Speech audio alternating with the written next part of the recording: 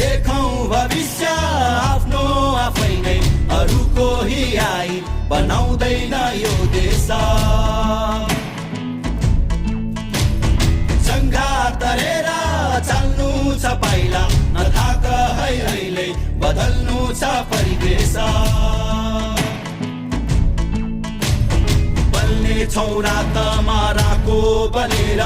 चिच्याई डाकमा डाको छोडेर उड्ने छ देश